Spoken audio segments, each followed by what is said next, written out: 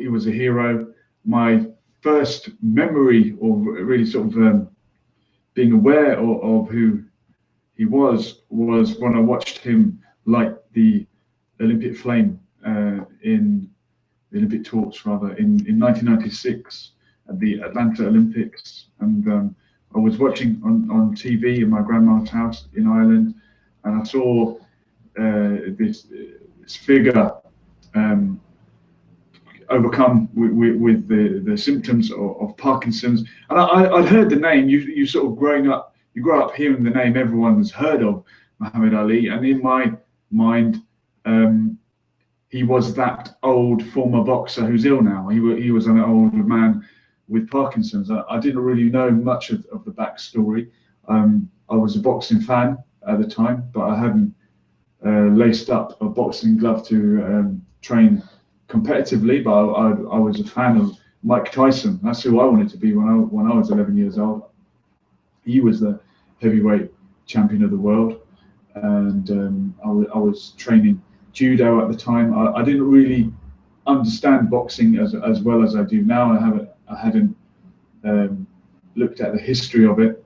So Muhammad Ali was just this old guy who I know he'd been a former champion, and now he had Parkinson's, and people said, "Oh, what was it because of the boxing that he had this illness?" And I think he denied that it was, and even if boxing had damaged him, he said he didn't regret a thing, and that's hard to take.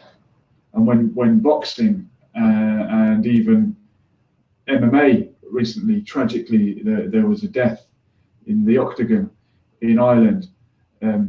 These are brutal sports, and in the ring, in the heavyweight championship with two heavyweights, that's real dangerous punches being thrown.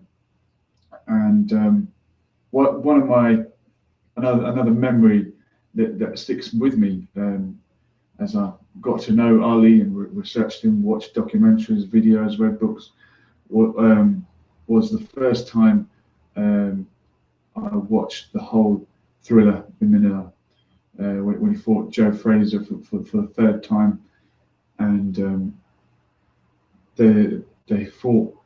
It went to the last round, and I think Eddie Futch threw in the towel. He pulled Frazier out of the fight and said, "No, that's enough." But this fight is one of the most brutal boxing matches I think I've ever seen, and I remember watching it on video. I bought a video, got a double box set with them. It had Rumble in Jungle and Thrill in Manila on one video, and it had the documentary about Rumble in Jungle, when we were kings, with Don King and James Brown and all the build up to the George Foreman fight. But yeah, the third Ali Frazier fight, I was watching that, and this is just when I was getting into my boxing, age 15, just when I started sparring, just when I started to feel like what it feels like to get hit on the nose, what it feels like to be hit hard and have to come back. And I saw these two heavyweights battering the hell out of each other. It was a brutal fight, and it actually made me stop and think, wow, do I actually approve of this? This is kind of savage. It is savage. And it was when I was going through that phase of, do I really want to do boxing? I've talked about it. I bragged about it. Oh yeah, I'm doing boxing now. Yeah, I'm training. Yeah, look, I've got a skipping rope. I've got gloves. I'm boxing now. But when you get in the ring and you get hit, it's a different manner. And I had a few heavy training sessions, and I came out of the ring with tears in my eyes.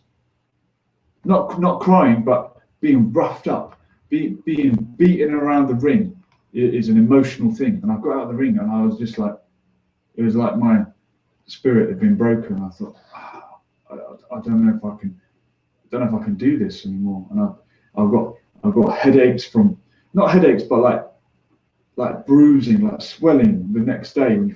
feel it and you touch your head, and it's like your hair hurts. It's weird. It's like in your scalp. And I was watching this video late at night when I should have been asleep, and I'm seeing Ali and Fraser going back and forth, and it was just mesmerizing. And that human spirit, that willingness to carry on, it inspired me to carry on. I'm gonna keep going.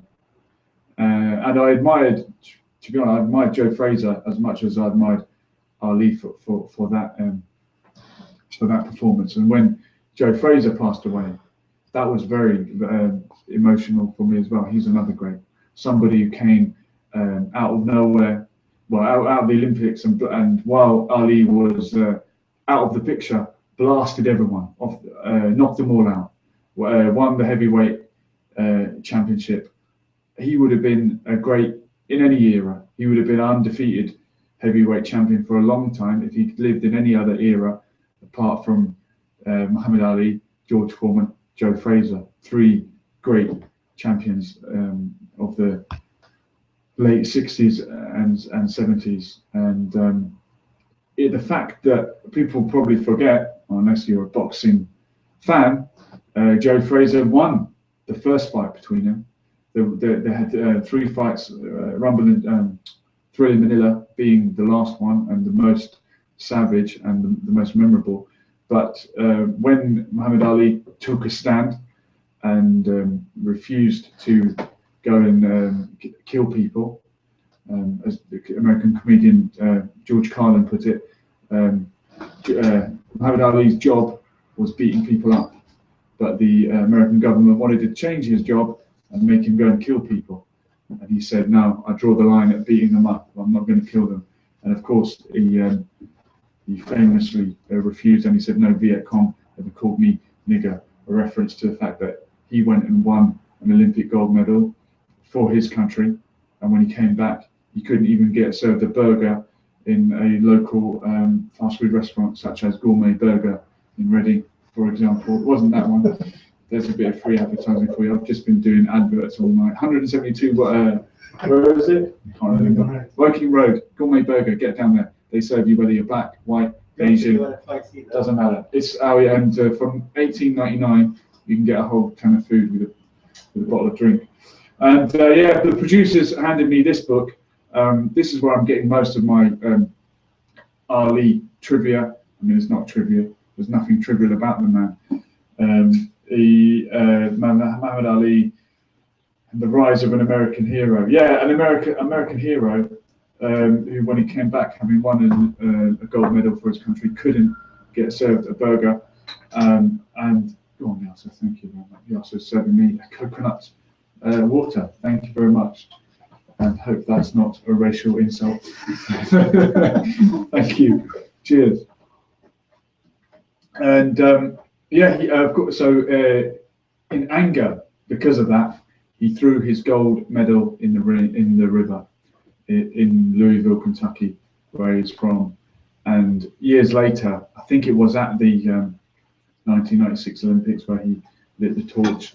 Bill Clinton, was it Bill Clinton? Somebody presented him with a replacement gold medal for the one that he'd thrown in the river. Imagine that. We can't imagine it now because it seems so ridiculous, but it's a few short decades ago that you could win a gold medal for your country and not be treated as an equal citizen when you come home. Ridiculous. And even more recent than that, there was apartheid South Africa.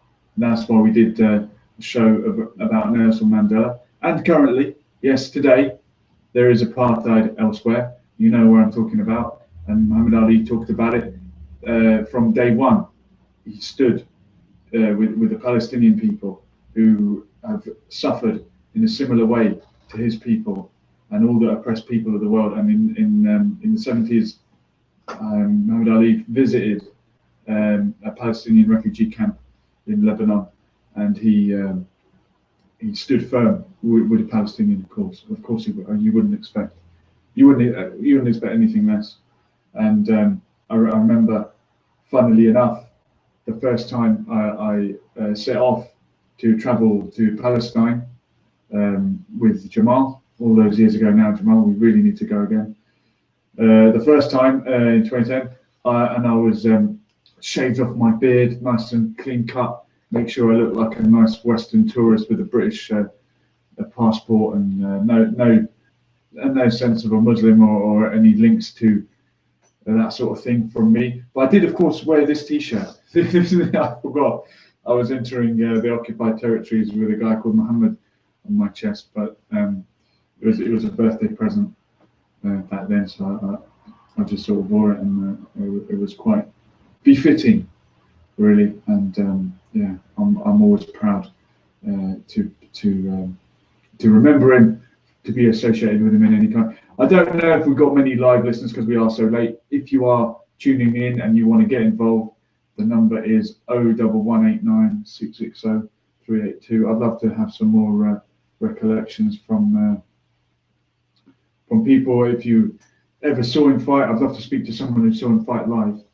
I mean, even in this country, I think people watched them live on TV. Some of the great British boxers that probably wouldn't have been remembered otherwise. Brian London, Richard Dunn. Their claim to fame is that they shared a ring with the guy and went 10 rounds, 8 rounds, I don't know, 1 round. I can't remember what Richard Dunn did, the paratrooper from the north of England somewhere, and Brian London, another good British or even European level fighter. And don't forget the old favourite Henry Cooper, who yeah, if he didn't bleed so much, would have been the heavyweight champion of the world. No, he wouldn't. No, he wouldn't. The poor guy didn't stand a chance. He did a good job, and he put Cassius Clay down. I'm sure that video has been replayed more times than most.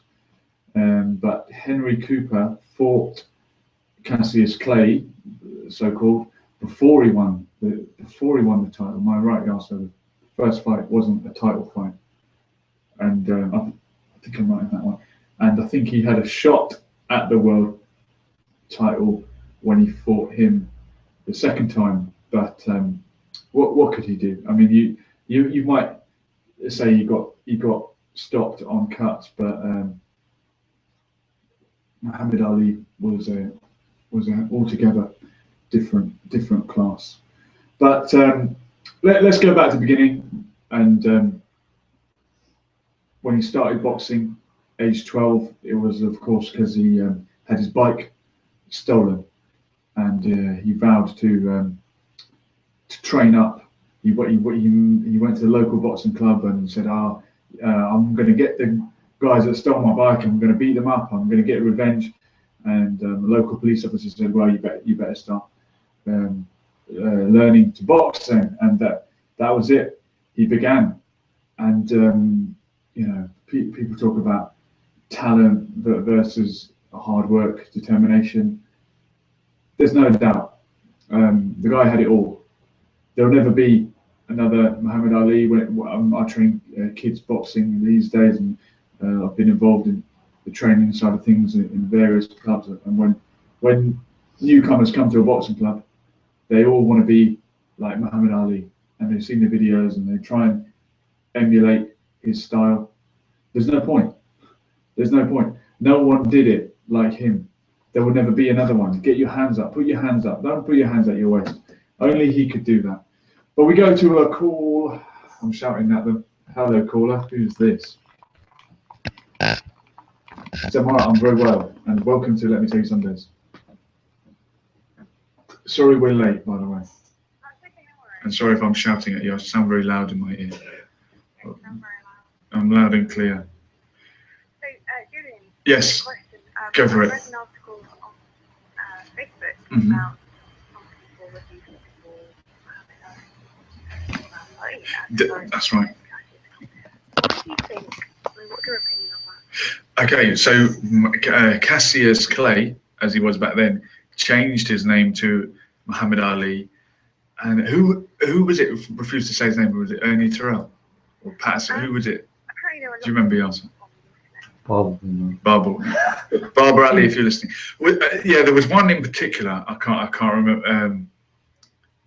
It could have been Sonny Liston or maybe Ernie Terrell. One of the guys he fought in the '60s when he changed his name. And Joe Budden? Not Joe Budden. It might be. It might be Joe Budden. I don't know. But it was seen as a political protest. Him changing his name at that stage wasn't just about his religion. He became a Muslim, but he became a certain version of Islam known as the Nation of Islam, which was a black nationalist movement. And he changed his name for the reason that he said, "Oh, my ancestors had their name changed by the slave owners. Whichever slave owner owned his ancestors, the surname would have been Clay."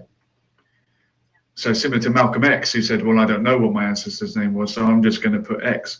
So it was a sort of very political, anti-establishment protest, and these boxers that refused to call him by his new name, Muhammad Ali, they were doing it to disrespect him, and maybe they didn't agree with his political views, with his militant, and it was militant, and so it should have been, as Malcolm X said, we demand these rights by any means necessary.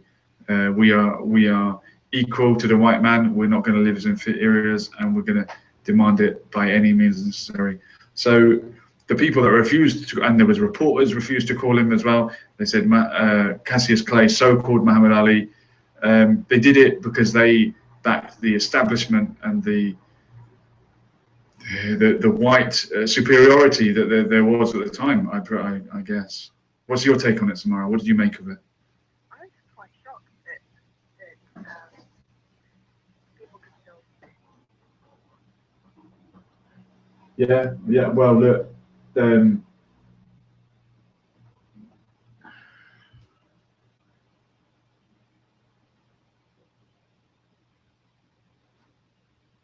Yeah.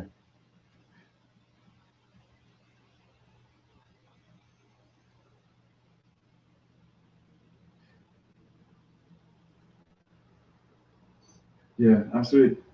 Funny enough, I mean, having travelled around, Muhammad Ali is famous anywhere in the world. If you want to start a conversation anywhere in the world, you just bring up Muhammad Ali. Probably someone's heard of him. If they haven't, they're from another planet. But in Palestine, I've noticed people call him Muhammad Ali Clay. That's what they always call him. Oh, you like Muhammad Ali Clay? Muhammad Ali Clay. Oh, the best boxer. Like, I don't know why they call him Muhammad Ali Clay.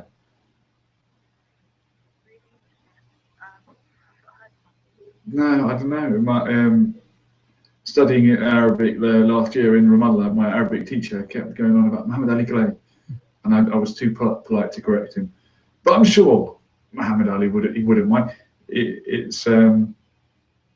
It's a name in his past. At the time, in his 20s, he was virulently opposed to people calling him by his slave name. Yeah, but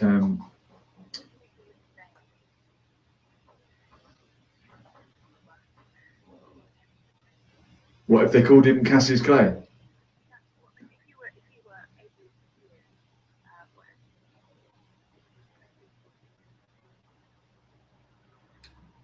You know what? I mean, he put it better than I ever could.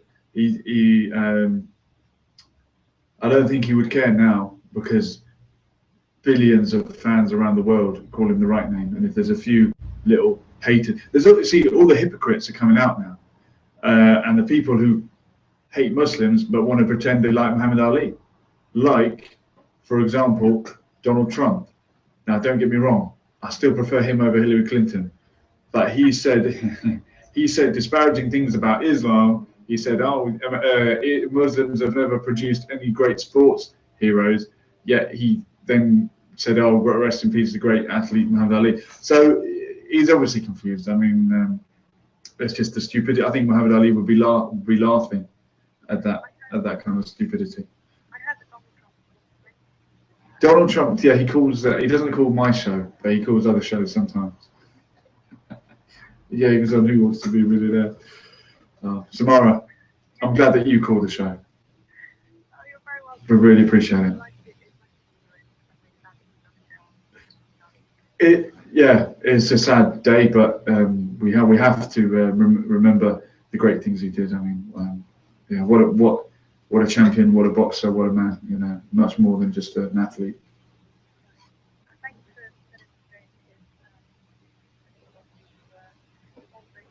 I said to Yasser, the show must go on. Better late than never. Thank you so much, man. You take care. And Ramadan Mubarak to you and all your family. Thank you. Take care. Okay, well, inshallah, when it comes, when you're ready. Obviously not following Saudi Arabia, but blessed Ramadan to all whenever it arrives for you, which is when you can see the moon, apparently. So yeah, let's talk about religion. Let's talk about religion, and a Ramadan Mubarak to Mariam, who's tuning in and complaining that I'm not wishing her Ramadan Mubarak. That's Ramadan Mubarak to Mariam, who's hopefully watching or listening or will hear this message. Have a great month, Mariam, you and all your family. There you go. Sorry, people getting jealous of the Ramadan Mubarak messages going out. And but let's talk about religion, because it's a big subject for Muhammad Ali. And I remember when I first started reading this book, King of the World. This is not the copy I read. My paperback copy I've actually lent to a kid in school that I teach, who wants to know about Muhammad Ali. I said, you better start here. This is what I read when I was your age.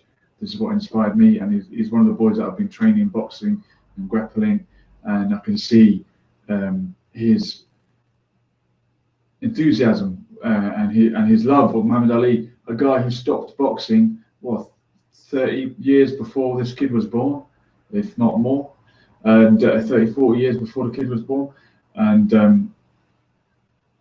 he's going to inspire another generation, I'm sure. This story is going to continue. But I started reading this book when I was 15, and it was the time when I started boxing. I think my mum gave it to me for Christmas. And at the time, I didn't really know, like I said, much about Muhammad Ali other than he got Parkinson's and he was a champion before. I was all about Mike Tyson, that he was boxing for me. And from the little I knew of Muhammad Ali, I thought, wasn't he really arrogant? Wasn't he big-headed? And then I started reading the book, and I started to understand why he, as he said, he told himself that he was great, and he told himself enough times he believed it. And you have to believe in yourself. You have to love yourself, and we all have to do that. Never mind if you live in a country where the government treats you as a second-class citizen, where society treats you as a second-class citizen. I can't imagine what is that like to grow up as a child, as a black child in America in the 50s and into the 60s, and even beyond, when segregation was still going on. And I remember reading that as a teenager, he was a strong believer. He was a Christian, and he would read the Bible every day. And he went on some school trip or something, and he brought his Bible with him. And when he went away to fight in different localities, he would bring his Bible with him and read a passage every day. And people would think, isn't that strange? He was a Christian, and then he became a Muslim, or why did he change? The guy had faith, okay? And whether you have faith in Christianity, Islam, whatever it is, it doesn't just change overnight. We adapt, we amend. So he was a firm believer in God, in one God, I'm sure. And then when he began to learn about the nation of Islam, a lot of people will debate, when did he actually become Muslim? And are the nation of Islam Muslims? Are they real Muslims? They're certainly a bit different from the mainstream. They certainly have some beliefs that would be considered problematic by mainstream Muslims, but Muhammad Ali said it himself. If a man sees the world at 50 the same way that he did at age 20, then you've wasted 30 years of your life. So he went from being a Christian to he changed his name to Muhammad, and he became a Muslim, some version of Islam. Like I said, with some different views. There are some strange views in the Nation of Islam. One day I'd love to get someone on from that sect, and they can explain exactly what they believe. But I believe they are waiting for a spaceship to come and take all the black people and leave the rest of us to get on with it. And they believe in an evil doctor called Yaqub, who made the white race as some sort of evil experiment. So I was reading all this stuff as a naive 15-year-old. I thought, God, this guy, he hated white people. And he thought I was a blue-eyed devil. But that's if you have the short-sighted approach and just say, oh, he said that, therefore he hates white people, then you don't understand the true meaning. And you need to look at the meaning, not the words that people say. So like when I read the quote here, as I said earlier on, no Viet Cong ever called me nigger, someone will probably flag this video and complain and say, oh, the white guy said the N-word here. I'm quoting Muhammad Ali, okay? Don't read the words, read the meaning, get the meaning, all right? So this group, who, yeah, they did hate white people, they had a very good reason to hate white people. Every white person they'd ever met had slammed the door in their face and not let them be equal citizens in the country.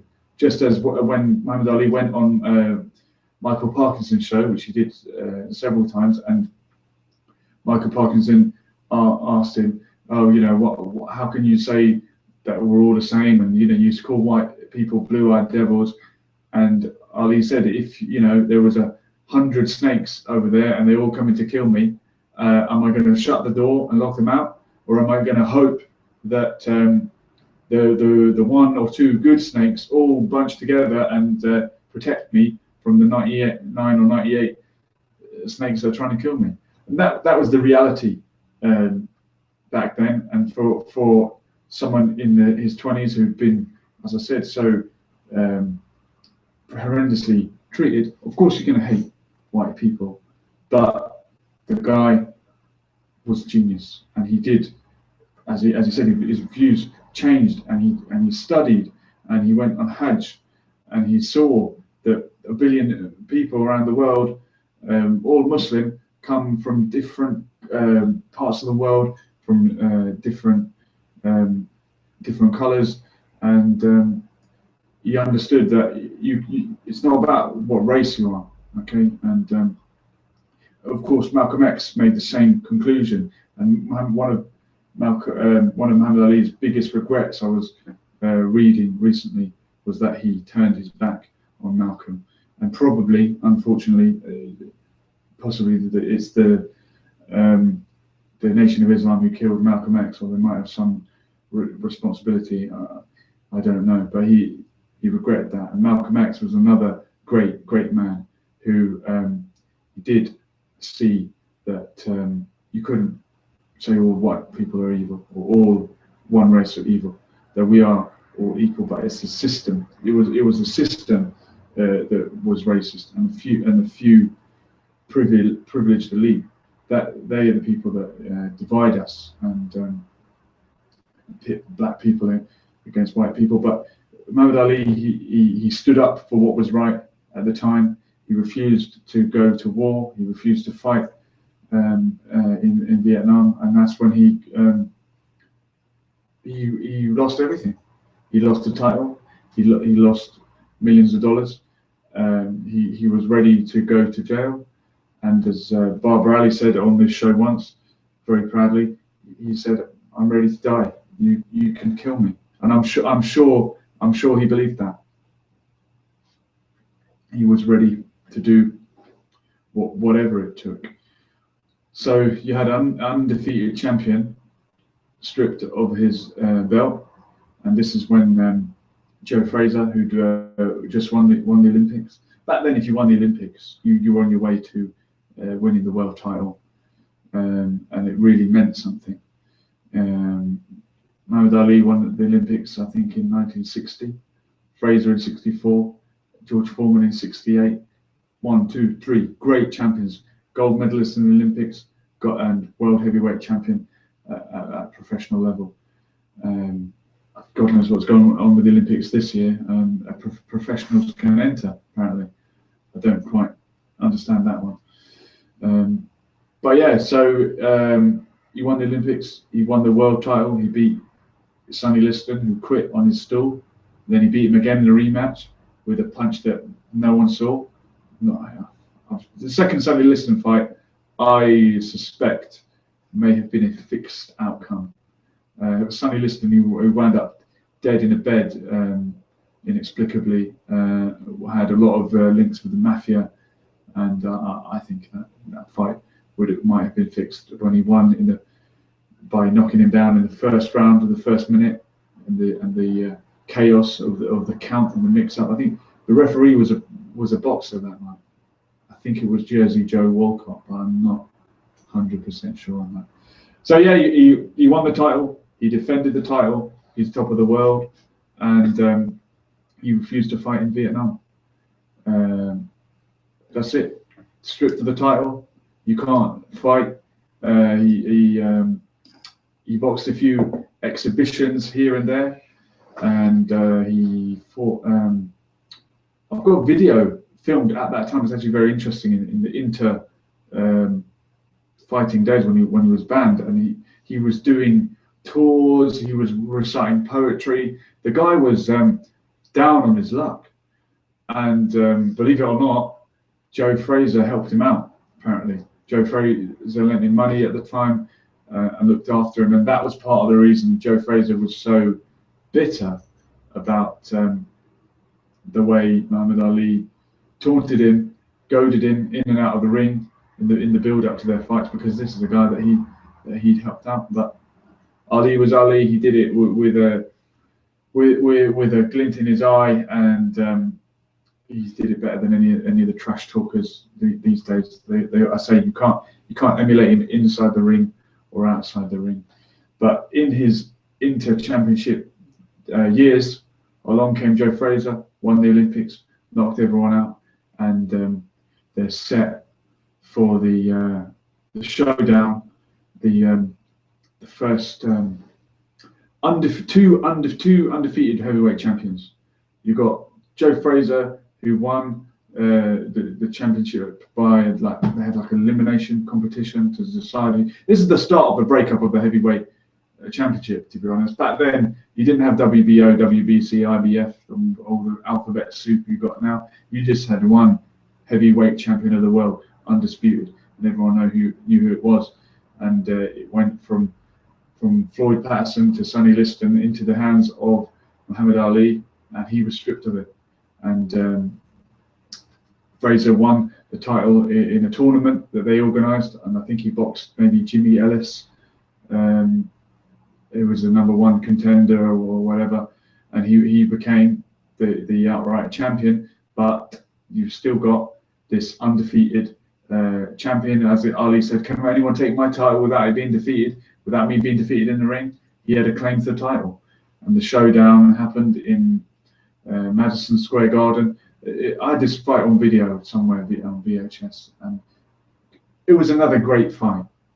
And I really admired Joe Frazier for his performance that night. But you've got to remember, Ali had many years out of the ring. He'd had a couple of warm-up fights or whatever. He went in there thinking, that's it, the title's mine. I'm gonna take it back, no problem.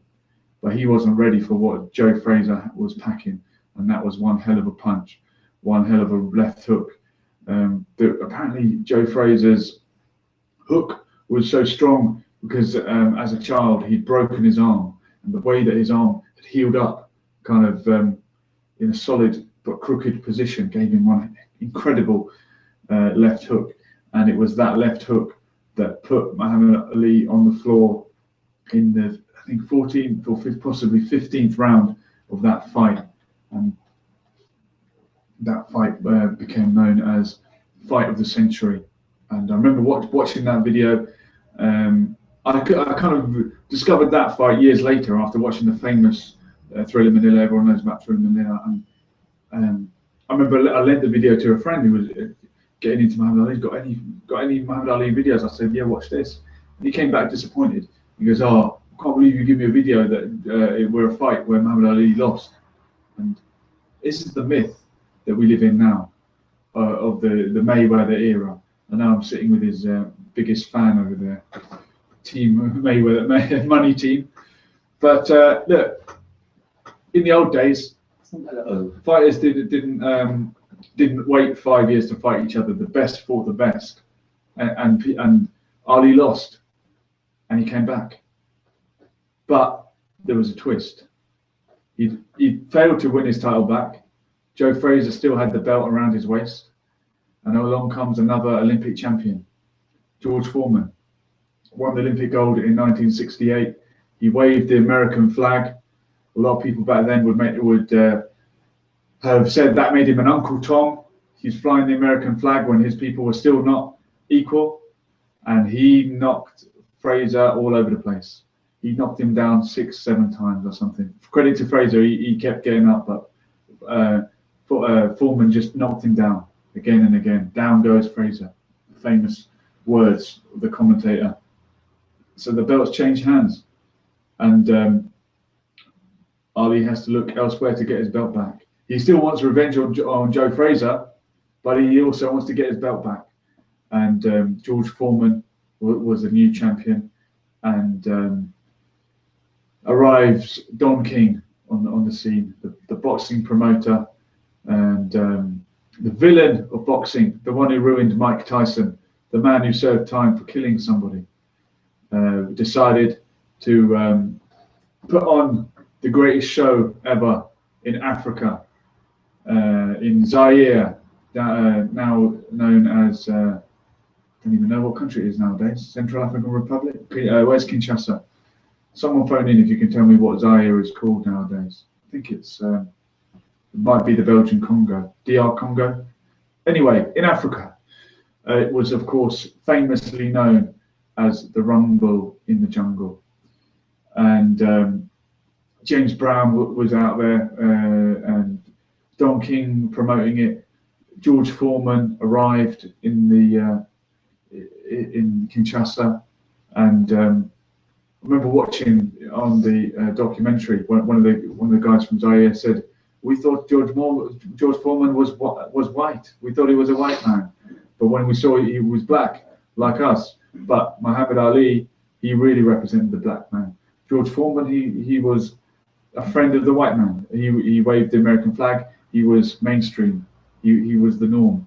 Ali was the one who had refused to fight, who had stood up to the institutionalized racism at the time. So no wonder the African people got behind Muhammad Ali, and they began chanting their famous chant, Ali Boumaye, as the commentator said, in the sporting sense, of course. But I think George Foreman couldn't understand. I feel sorry for him looking back now. He thought, I'm American, I'm the heavyweight champion of the world, the people should like me, I'm as black as he is. Muhammad Ali was saying, he's in my country, this is my country, because Muhammad Ali had reclaimed his African roots. He had changed his religion because, as he saw it, his ancestors followed a different religion, and he was reverting back to that religion. People who embrace Islam talk about reverting to Islam, and he was reverting to Islam in two senses. One, that we're all born on the fitrah, and I understand that concept, and we're all born according to the will of God. We are Muslims, and also his ancestors,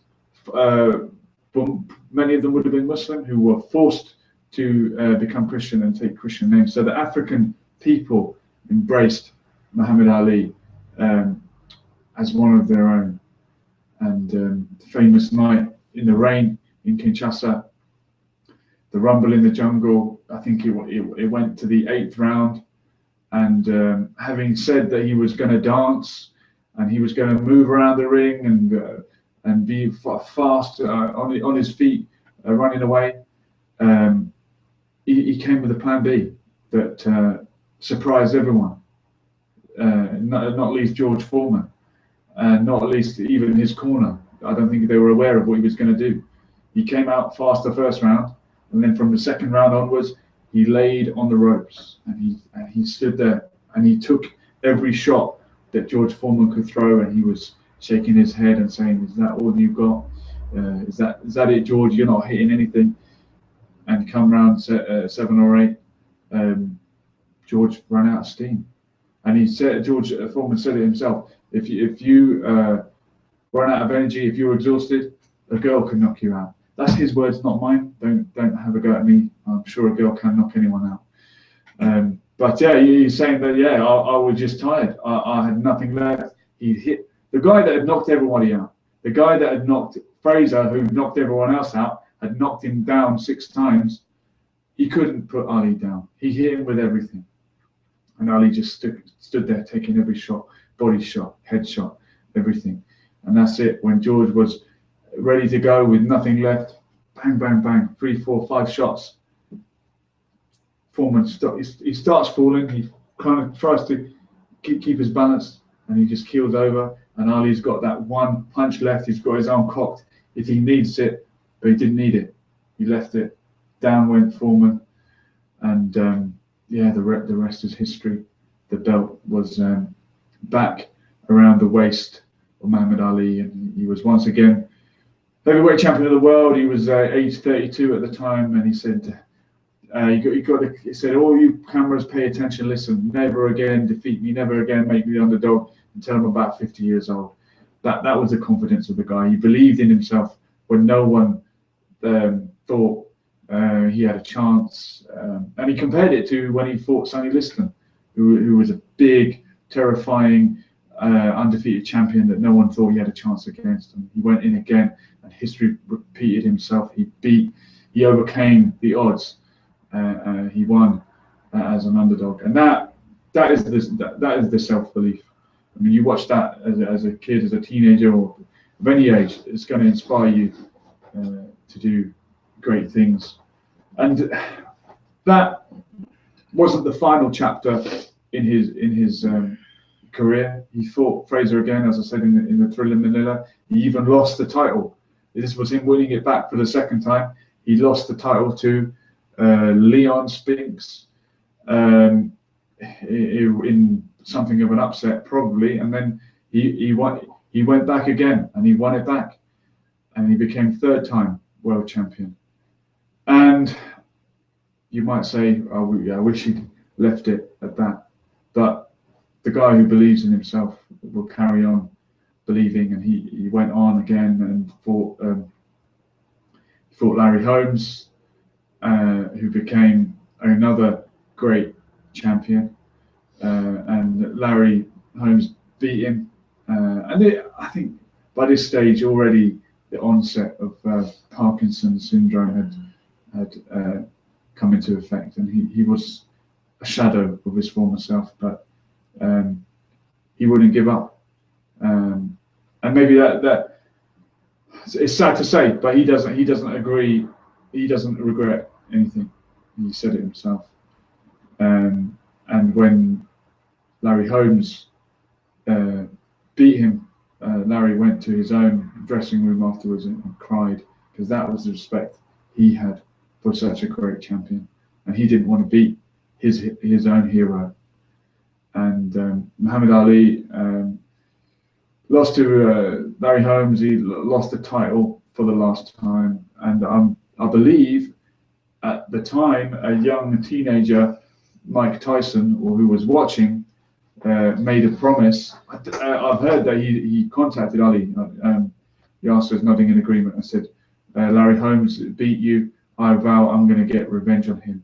And within 5 or 6 years, a 20-year-old Mike Tyson, or no, 19 or 20, the youngest ever heavyweight champion, younger even than Muhammad Ali was, age 22, when he was going to face Larry Holmes, who was seen as the lineal champion, or he had some version of the heavyweight championship. This is when the title began to split off into different sections. He said, Muhammad Ali called Mike Tyson and said, remember your promise? Remember your promise? You said you'd beat him, and we know. And I've got a text on that very subject. Oh yeah, Ali said to Mike Tyson, make sure you get him for me.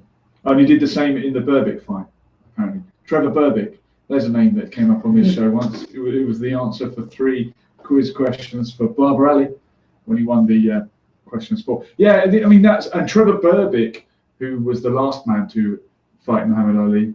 I mean, someone had to be. He was a shadow of himself at that stage. And then Mike Tyson beat Trevor Berbick for one version of the world title. At age 19, and then he of course defeated Michael Spinks and Larry Holmes.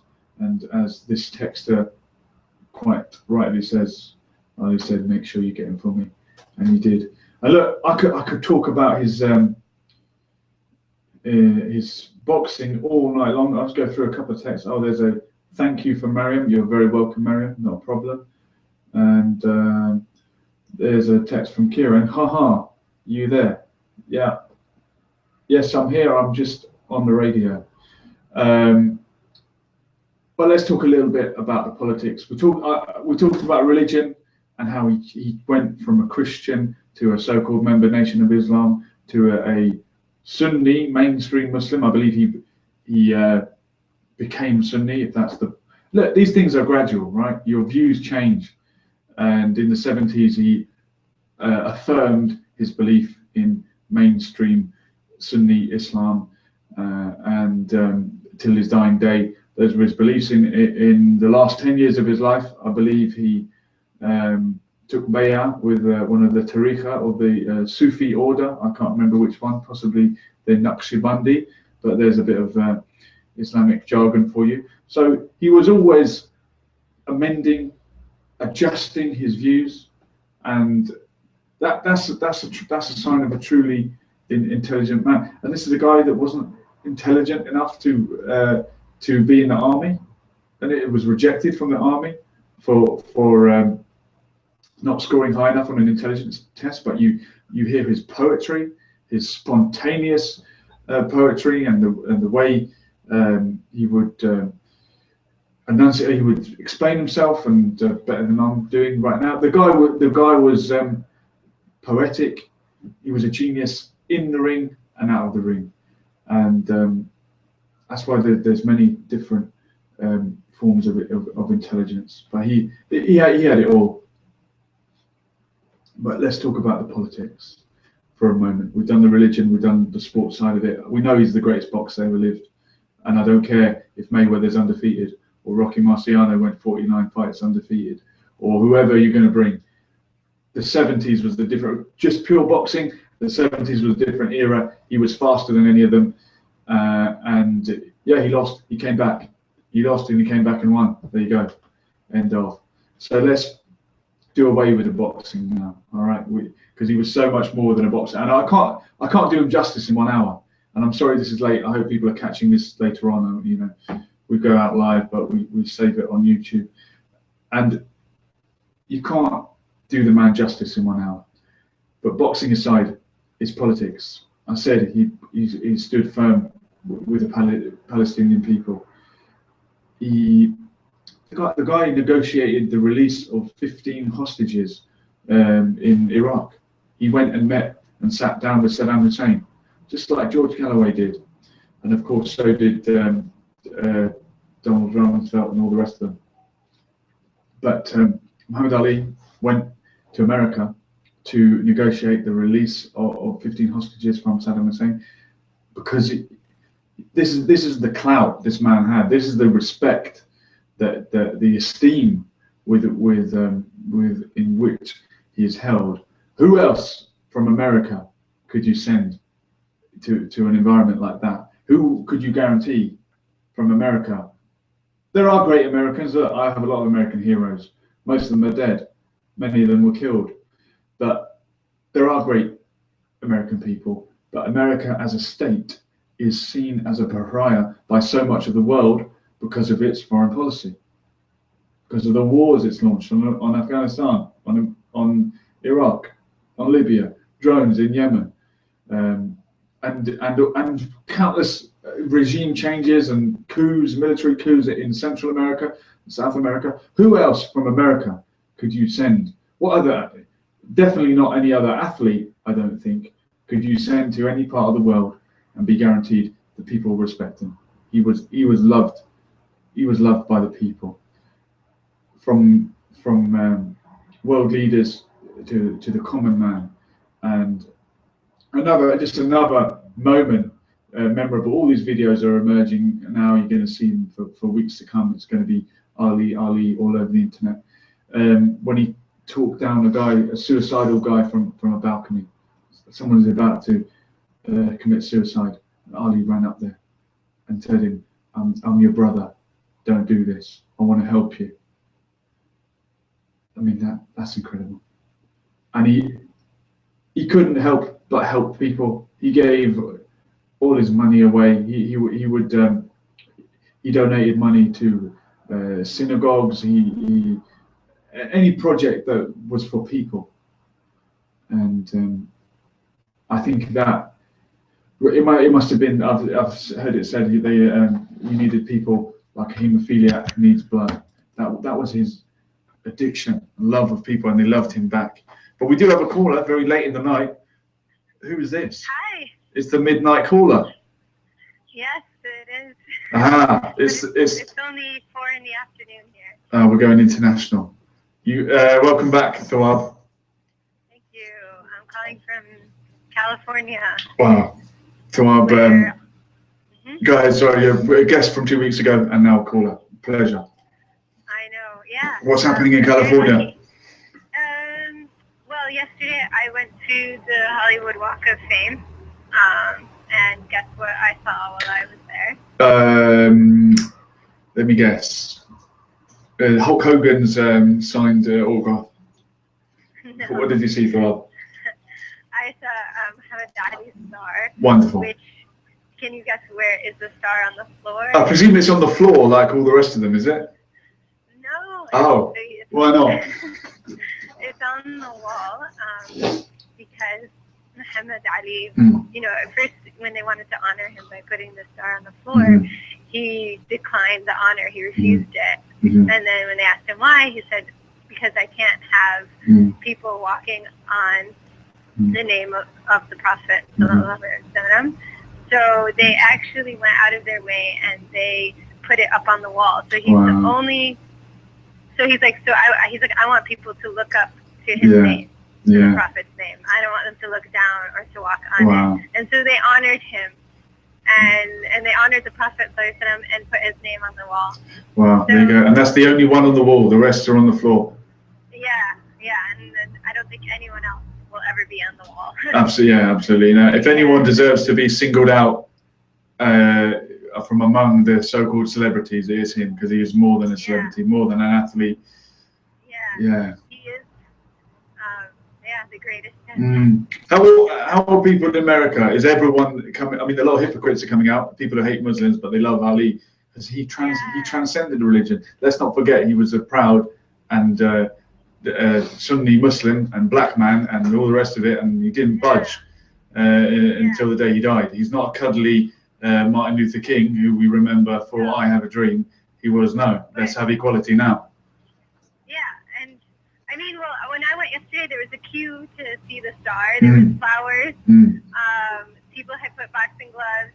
And you know why I think he does transcend politics? Like, I think every side, or Democrat, Republican, Christian, everyone loves Ali. And I think it's because he stands up for what he believes in. He's unapologetic. He's not afraid to be himself. Yeah, exactly. And like, when people ask me, how's it like to be Muslim in America, or how's it like to wear hijab? Don't you struggle? And I was like, people in America will respect you when you are true to yourself. They won't respect you if you pretend you're something you're not. Like, if you say I like hot sauce just to get the black vote, Yeah. for example. Or if your name is like Muhammad, Sorry. you're pretending to be Mo, and you know, as like. Sure. You look someone in the eyes and say, "This is who I am." Yeah. Yeah. Yeah. No matter, even if they hate Yeah. who you are, they'll respect you. Like, and I think Muslims had a rude awakening, you know, after 9/11. Like, all the ones that were hiding, you know, Yeah. the next day they're suddenly, they can't hide anymore. Like, suddenly Yeah. Nowhere to hide. Actually, Muhammad, you know, and so wouldn't it have been better to just have been true to yourself to begin with? And I think that's what Muhammad Ali has taught us all. Like, I am what I am. Yeah. You know, I mean, my religion, not yours. You know. That's it. Yeah. And I mean, it's hilarious that Trump. I know it is. I know. One tweet, he's like. There's no Muslim sports here. Yeah. Bloody hell. Yeah, and the next day, yeah. But I really like want to be sure, like, I guess when we talk about Muhammad Ali, we don't whitewash him or, you know, make him seem like a fluffy character when he wasn't. But it's amazing, like, the president of the United States is like, he is the greatest. Like, to say that about a Muslim and a black man in America. And we're also seeing even Muslims who are racist towards, who will call black people abid and who won't let their daughters marry a black person, all of a sudden they're like, yeah, Muhammad Ali is one of us. And it's like, no, you can't claim him if you've rejected his right. Yeah. His people, you know, he wasn't just about being Muslim, he was about being black. Yeah, that's I read right. this ridiculous article, like, all these random Muslim Zionists are coming out of nowhere and they're just like, oh, he only protested the Vietnam War because it was part of Nation of Islam's nonviolent tenets, like, not because of his own conviction. No, it was conviction. Yeah, he lost 3 years of his prime. Like, imagine Shakespeare just stopped being Shakespeare for 4 years. Yeah, exactly. Yeah, and I think in general, everyone here in the U.S. or people I've been talking, we're all sad, you know. But yeah. Alhamdulillah, he lived as long as he did. And there's a lot of good, I think, that he brought to us. Yeah, that's pretty much it. Brilliant to hear an American view as we lost the greatest American ever. Yeah. I'll say it. I've said it. There you go. The greatest American ever. American, the greatest Muslim, the greatest, and I'm sick of it. I won't listen. Anyone on Facebook who's going to share something that'll critique him or say, oh, he did this with his wife or he did that. I'm not even, they can unfriend me now. Like, there you go. You heard it here first. No one's perfect. No one's perfect. And Ali said that. And this is what we had with Nelson Mandela. And Nelson Mandela was first to say, hey, I'm not perfect, but I tried to do the right thing. Muhammad Ali didn't say he,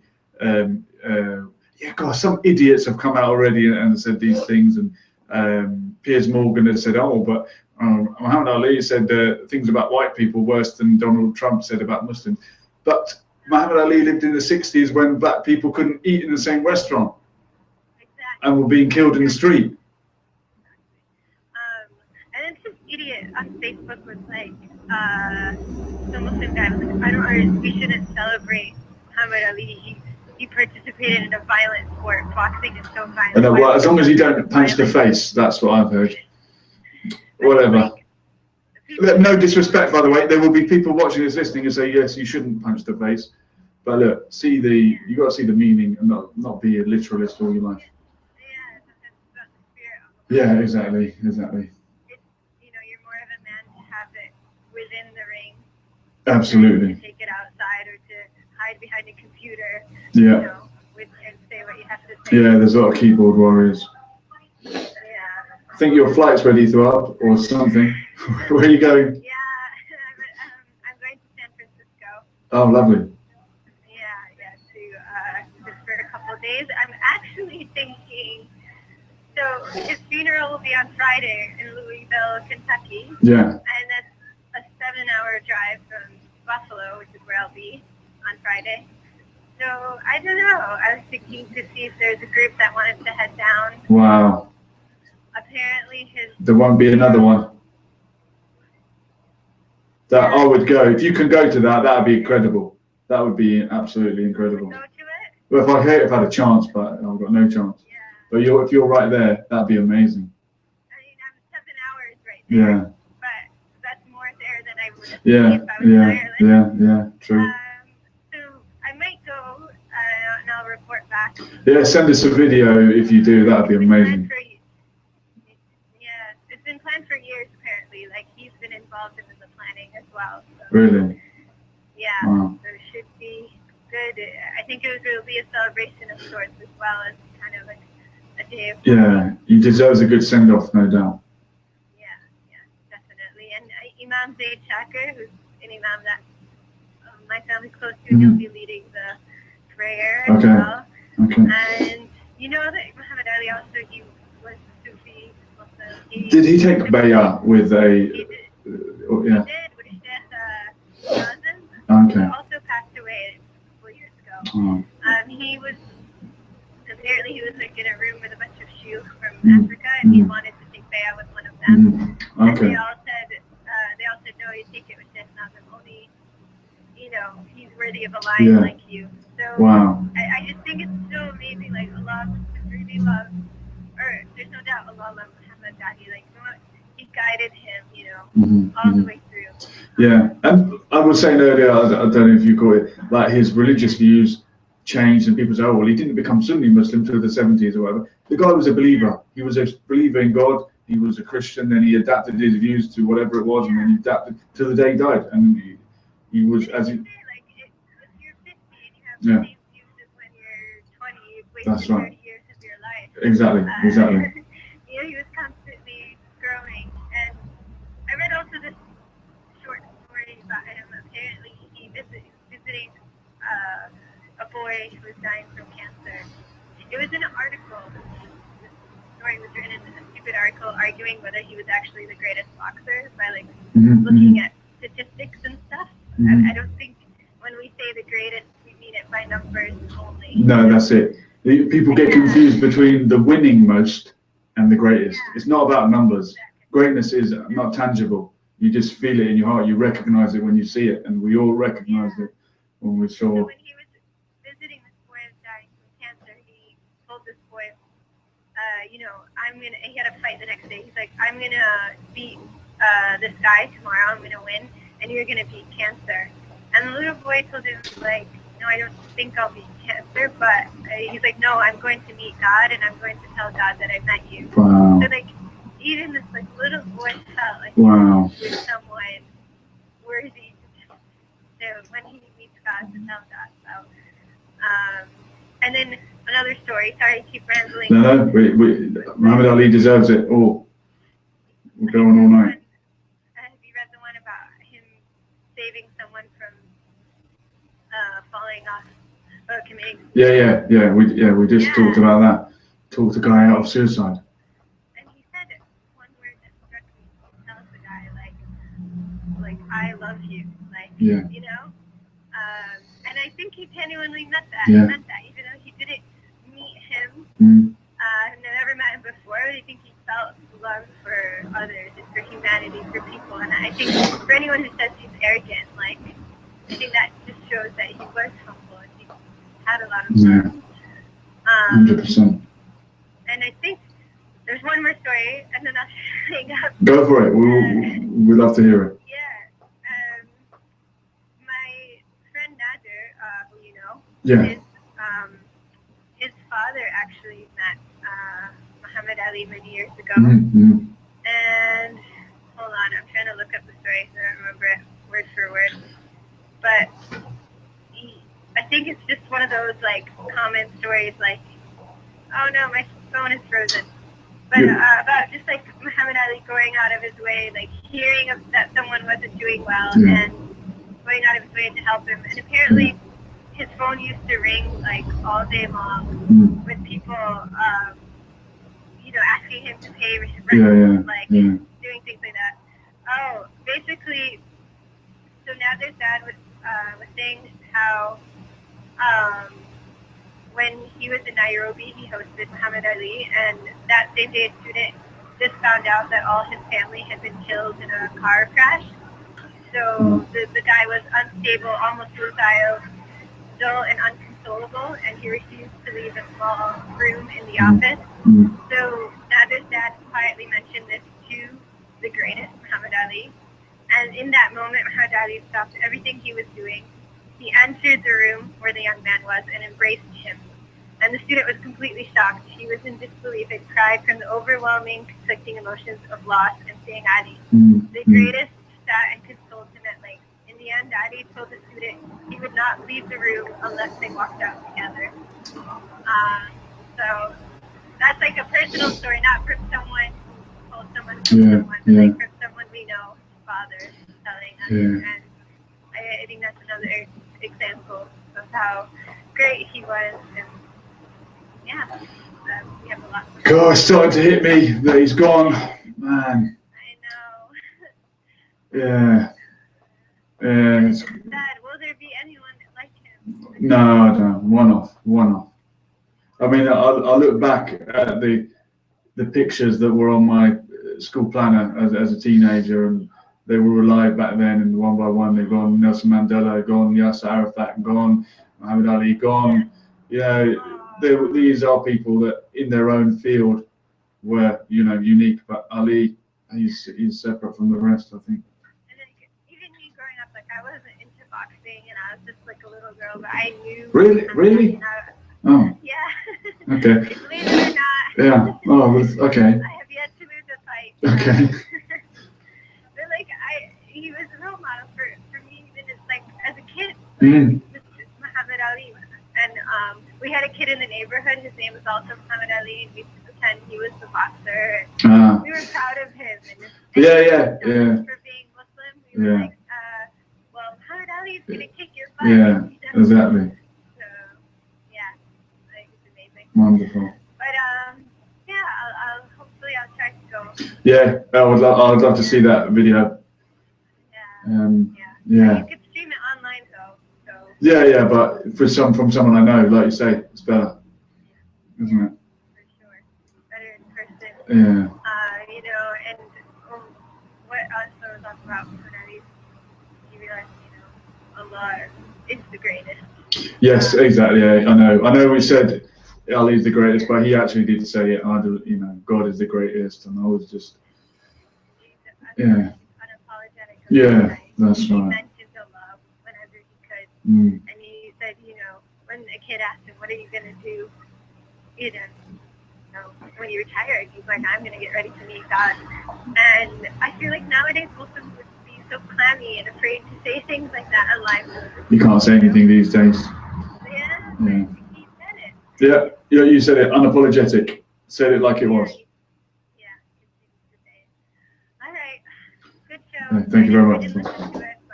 No, clearly, because you went over all the points I had already made, but that's okay. I'm joking. No, just the one about if you see the world at age 20 and age 50. I think I've said that quote myself about 5 times already. But no, I didn't. No, not at all. No, and it's a pleasure to hear it on the show. Thank you very much, Bob. All the best. Safe journey. Bye-bye. Well, it just got a message for Yasser. This is going to be interesting.